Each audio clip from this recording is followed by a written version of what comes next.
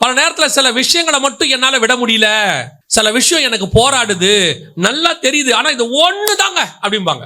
இந்த மாதிரி விஷயம் மட்டும் தாங்க அப்படின்னா ஏன் அப்படின்னு கேட்டா, இன்னும் என்ன அந்த விஷயம் ஓவர் கம் பண்ணல. அது ஓவர் கம் பண்ணிடுச்சுன்னா ஆட்டோமேட்டிக்கா என்ன ஆகும்? நல்லா கவனிங்க. உங்களுக்கு ஜுரம் இருக்குது, மாத்திரை போடுறீங்க. மாத்திரை போட்ட உடனே சில ஜுரம் வந்து என்ன செஞ்சிடும்? இறங்கிடும், திருப்பி வந்துடும். 3 மணி நேரம் கழிச்சு வரும், திருப்பி ஒன்று போடுவீங்க, இறங்கி திருப்பி வரும். இப்போ நீங்க என்ன நினைப்பீங்க? போட்டோன்னே சரியாகுது, அப்புறம் வந்துருது, போட்டோன்னே சரியாகுது, அப்புறம் அர்த்தம் என்னன்னா, நீங்க போடுற மாத்திரை உங்களுக்குள்ள கிருமியை போய் என்ன பண்ணுது? கொஞ்ச நேரத்துக்கு மயக்கமடைய வைக்குது. அப்புறம் கிருமி கொஞ்சம் துள்ளி எழுந்த உடனே திருப்பி ஜுரம் வந்துடுது. நம்ம பாடி சொல்லுது, இல்ல கிருமி எஞ்சிரு, இன்னும் சாகல, கிருமி உள்ள இருங்குது. சில மாத்திரை நீங்க போட்ட உடனே ஜுரம் இறங்காது.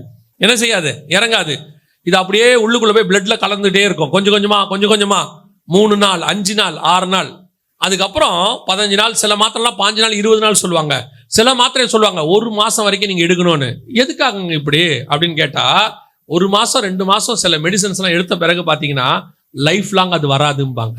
சில மெடிசன் என்ன செய்யும்?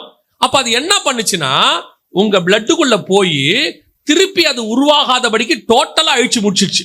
அவ்வளவே உங்களுடைய பரலோக தரிசனம். பரலோக தரிசனம் அப்படி வந்துட்டு வந்துட்டு போயிட்டே இருந்துச்சுன்னா, பாவமும் வந்துட்டு வந்துட்டு போயிட்டே இருக்கும். அந்த தரிசனம் உங்களுக்குள்ள வந்து உங்களுக்குள்ள ஊறணும், அப்படியே பிளட்ல ஊறணும். அதான் வசனம் சொல்லுது, ஏனோக்கு தேவனோடு கூட சஞ்சரித்து கொண்டிருந்தா